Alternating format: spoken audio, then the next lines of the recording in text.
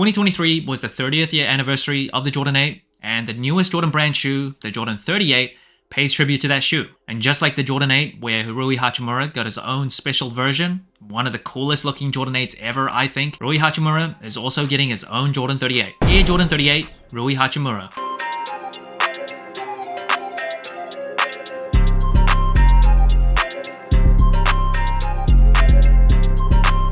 Now this shoe officially dropped on December 15th in Japan, so if you really want the shoe, it is available overseas. The release date for the US is still unknown, not quite sure exactly what the retail price would be. I'm guessing anywhere around from $200 to $225, this being a slightly more special release, so I can see them upping the price a little bit. But stay tuned for the release date of the shoe in the US. Now Rui Hachimura, if you didn't know, he is a member of the Lakers now. He is of Japanese descent. I think he's half Japanese, half African American. I can't quite remember.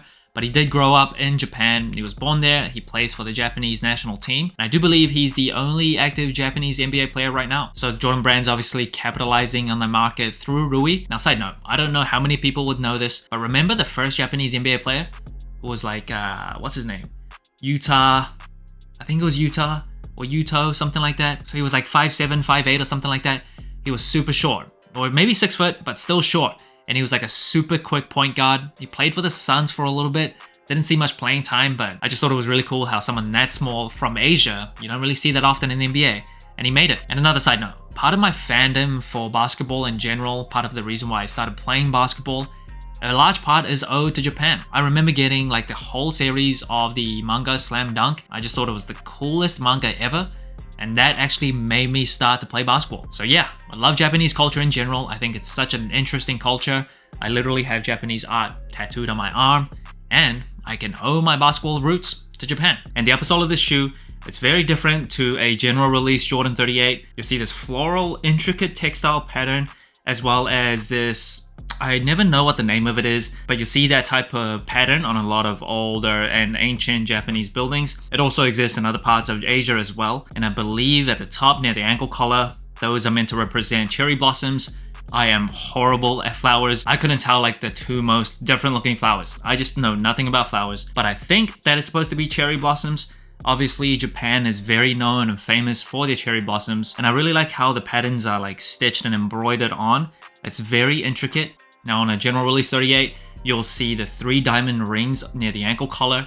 That is meant to represent the 3 consecutive NBA championships that Michael Jordan won when he was wearing the Jordan 8s. The 38s obviously is a celebration of the Jordan 8. It's the 30th year anniversary. However, for this shoe, because they changed it up, you don't see those 3 diamond rings. And then moving on to the midfoot, that is similar to a general release 38. You'll see this netting that's see-through, so you can actually see parts of your socks through here, and then parts of the inner booty as well. And overall, the material is going up, where it's not that textile pattern. It is hairy suede. Personally, I don't love hairy suede. I do really like that smooth, plush feeling suede. It's not for me, but if you're into the hairy suede look, man, the texture of it, this one might be for you. Moving on to the tongue, you'll see the Jumpman logo on the right shoe. On the left shoe, it is Rui Hachimura's logo. Now, if you weren't aware of the origins of the logo, it's a very cool story, very cool inspiration. So if you remove that sword that goes through horizontally, this line, if you think about the 2 kind of curved lines, that character is 8 in Japanese. It's also 8 in Chinese as well. And the way you say 8 in Japanese is Hachi. That is obviously part of Rui Hachimura's last name. Rui Hachimura also wears number 8. And now when you put the sword through, the sword obviously is a nod to samurais, obviously a huge part of Japan's cultural identity. Just one of the coolest things about Japan is like the whole samurai culture. So if you add that sword through, that actually forms like an H, obviously for Hachimura. And it's just really cool how those 3 elements kind of work together. And inside the tongue, you'll actually see Michael Jordan's 3rd championship ring. Again, a reference to 1993 when Jordan 8 came out. And the booty of the shoe, no mismatch branding there. It's just a Jumpman on the back. And then at the bottom of the eyelets, you'll see 3 X's. That is again meant to represent the 3 consecutive championships that Michael Jordan won when he was wearing the Jordan 8s. And the Jordan 38 does use Cushlon. So essentially that's foam that has more rubber content. So it's more resilient. It also is more responsive. And this shoe also comes with a full-length zoom strobel unit.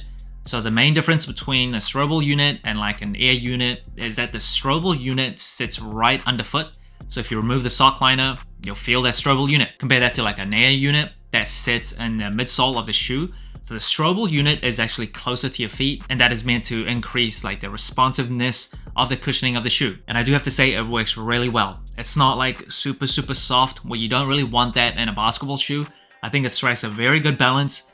I don't know if it's just me, but overall, I think it's because I just grew up playing with it. I do prefer like a Phylon midsole with zoom air units on the forefoot and the heel. So a bit more old school, a bit more ancient. That's just what I remember really liking when I was growing up playing ball. So shoes like the Huarache 2K4s, one of my favorites ever. That shoe used that type of tooling. Now this shoe, the tech specs on this, it's really good as well. And another tribute to the Jordan 8 is the X-plate. You'll see that from the outsole here, and that extends upwards. That is like a hardened TPU material, I believe, and that's added for more support and more stability when you're making like hard cuts or drives to the basket.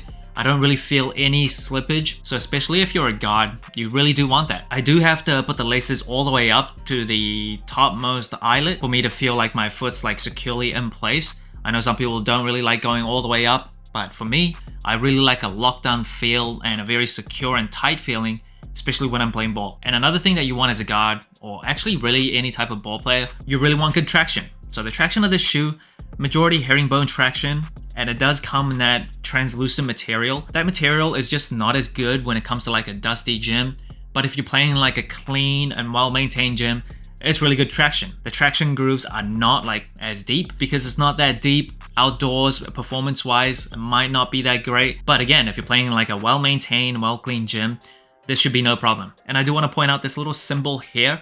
I'm actually not quite 100% sure what that means. I think it's the symbol to represent the 38, which is the Jordan shoe that has the most recycled content ever. So at least 20% of a Jordan 38 uses recycled materials. So I think that symbol is to represent the recycled nature of the shoe. And actually very subtly, you'll see the words designed and engineered for the greatest of all time. You can barely see that, but up close, I just had to point that out. The shoe does not come with any extra laces, and the laces up close, there's like little hints of that jade green, like speckles as part of the laces, but mostly the color is like a light gray, I would say, or a super light green. It's hard to say, but no extra laces, just these ones out of the box. And this shoe does come with a special box in that green color with the patterns that you see on the shoe as well. Really cool. And then Rui Hachimura's logo in the middle. Now, one big difference between this box and a box from a general release 38, like the fundamentals, that box actually really emphasized how much recycled material is used on that shoe. But yeah, the box for those, it was like a huge emphasis. You can clearly tell they were trying to get that message through. This one, more of a regular Jordan box without that messaging at all. Now moving on to sizing and comfort, I do have wide feet. I still went true to size for this shoe, even though I reviewed the Jordan 38 fundamentals. For that shoe, I mentioned how for flat footers, this part that goes up the arch can really hurt people like us. It's still the same for the shoe, but I just feel like, especially if I'm playing ball in them, I still just rather have a shoe where lengthwise, it doesn't give me too much wiggle room.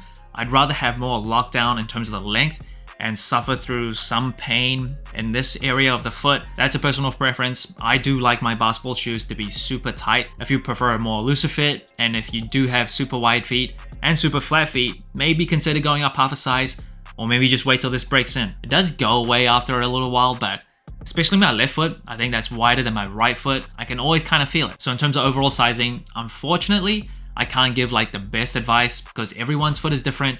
I have a very specific preference when it comes to basketball shoes for my wide flat feet.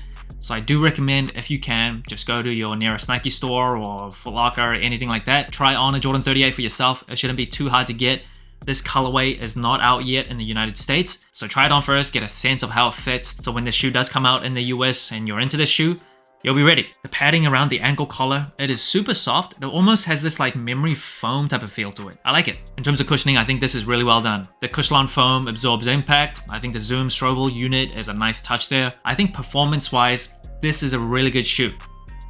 Now, usually at this point in the video, I would go through the sole score for every shoe. For performance shoes, I've decided it's probably not the best to give it a sole score. I mainly review like older, casual, retro shoes, not exactly performance shoes, so the metrics that I use for those probably doesn't make sense for a shoe like the Jordan 38. I don't see many people considering wearing this casually. So for performance shoes, not giving it a sole score, but I can say in terms of the colors on the shoe, I'm a fan. I think the patterns are really intricate, really well done, especially when it's embroidered on top and not like printed. So yeah, I like the colorway, don't love the hairy suede. I really like the tech specs. Don't love the speckles on the midsole area. That's not my favorite, but it's not really a big deal. Not like a deal breaker or anything. Don't really love this area for my wide flat feet. But overall, in general, I think this shoe is a really nice shoe. Now comparing this to the Jordan 8 Rui Hachimura, I do have to say the Jordan 8s were better. That was a really nice looking shoe. I think I might actually just go ahead and pull the trigger and get those because I've wanted them for a long time. They restocked a few times on Nike.com. Only in like very few sizes though, so I was never actually able to grab them. I've been eyeing the resale market for that shoe for a long time. It's really bugging me. I might actually just go get it. But even though I would pick that shoe over this one, I think overall, despite a few nitpicks of mine, I think this is still pretty nicely done. So that's it. Thanks for watching. Sole Inclined. Let me know what you think of the Air Jordan 38 Rui Hachimura. Like, subscribe, comment, all the good stuff.